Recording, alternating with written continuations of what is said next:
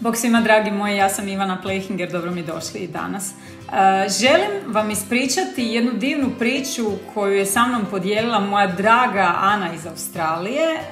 Priča jednog nepoznatog autora, ali toliko me se dojmila da vam jednostavno moram to ispričati i može se jako primijeniti na ovo vrijeme koje nam se sada događa.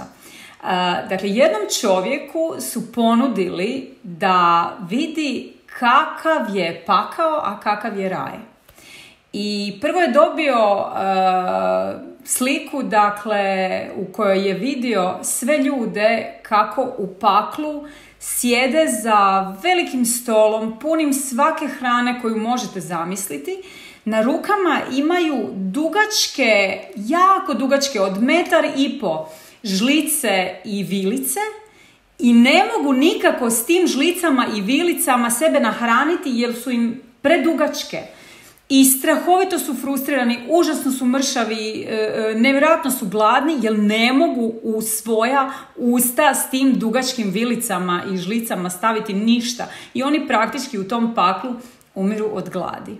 I onda mu je bilo pokazano da vidi kako izgleda raj.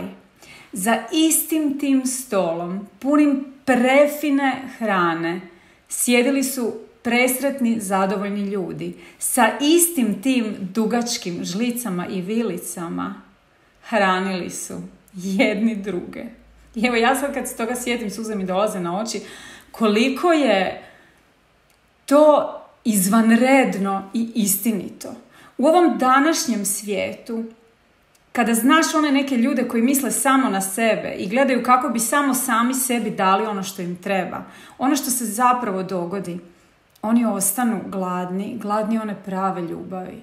A svi mi koji itekako dobro znamo da je raj u nama povećan time kada to što znamo i možemo dijelimo sa drugima na način na koji su ljudi u raju dijelili jedni drugima, surađivali jedni s drugima. Svi mi koji radimo te stvari znamo koji mir nam to stvara.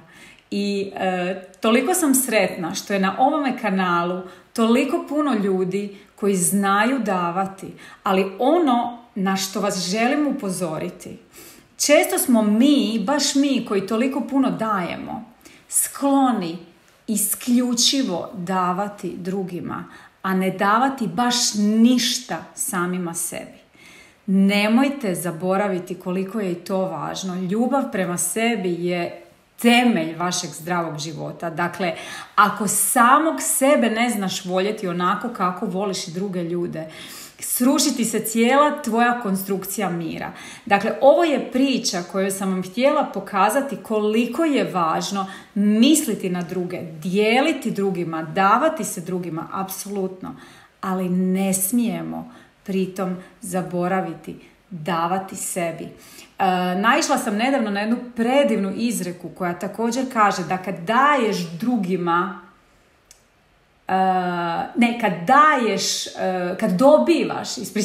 kada dobivaš, pune su ti ruke, ali kada daješ, puni ti se srce.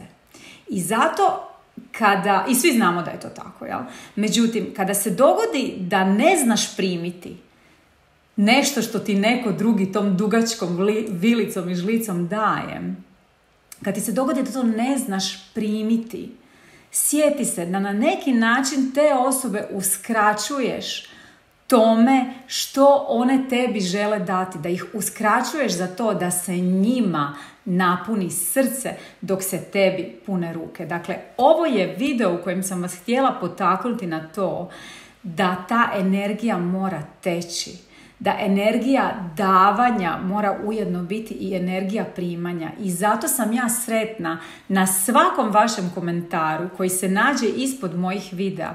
Zato što na neki način tako vi meni vraćate to što ja sjednem svaki tjedan ispred svoga kompjutera i snimim vam ovaj video, ne bi li vas potakla na to da je sve u redu i da je uvijek samo dobro ispred svih nas.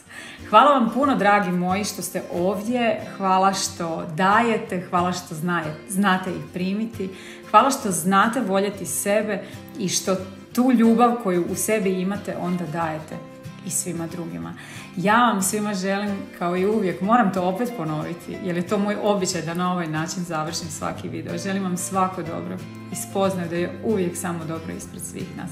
Dragi moji, puno ljubavi vam šaljem, vidimo se uskoro, bok! Dragi moji, ako vam se svidio ovaj video, stisnite like i dijelite ga onima koje volite, pretplatite se i na moj kanal, to ne košta ništa naravno. I ajmo se družiti i na drugim društvenim mrežama, pronađite me i na Instagramu i na Facebooku, a i vidimo se ovdje svaku srijedu. Bok!